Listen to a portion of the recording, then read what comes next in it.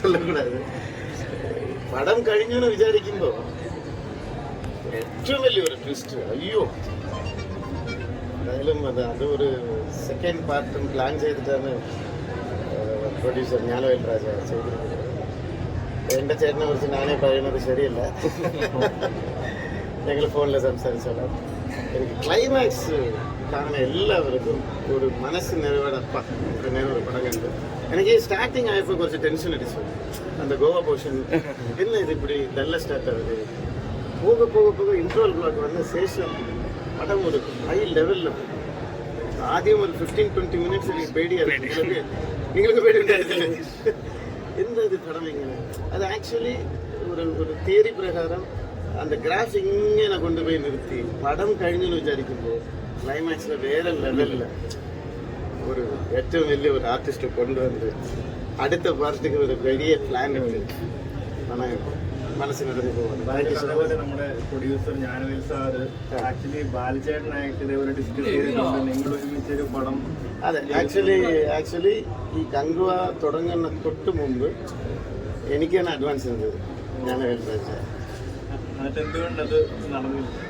അത് ഒരു വർഷം കാലം ചെന്നൈയിൽ ഓഫീസ് ഉണ്ടായിരുന്നു. പിന്നെ എൻ്റെ ഹെൽത്ത് ഇഷ്യൂസ് ഉണ്ടായിരുന്നു.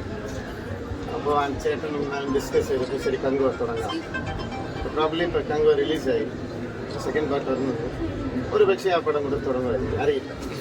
ഇപ്പോഴും അഡ്വാൻസ് എൻ്റെ കയ്യിൽ തന്നെ ഉണ്ട്. പ്രതീക്ഷിക്കല്ലേ? ഇല്ല, ഇത് നല്ല കഥ. ഞാൻ ജ്ഞാനവേലെടുത്ത് ഞാൻ പറഞ്ഞ ഒരു കാര്യം എല്ലാവരുടെ അടുത്തും ഓപ്പണായിട്ട് പറയാം. ഞാൻ വിചാരിച്ചാൽ പോലും അങ്ങനെ ഒരു കഥ എനിക്ക് എഴുതാൻ പറ്റില്ല. അത് ഞാൻ എഴുതി ഞാൻ പറയില്ല, അത് സംഭവിച്ചു പോയത്.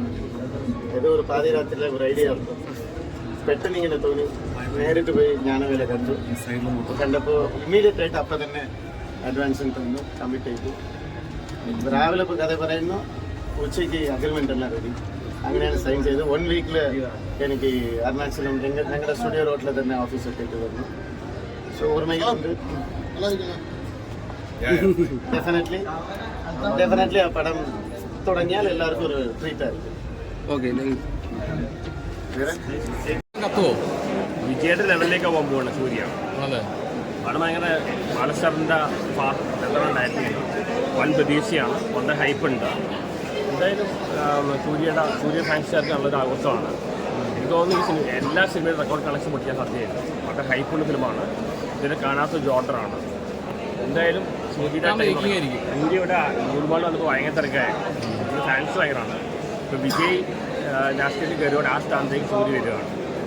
സൂര്യ ആറാടിക്കുകയാണ്.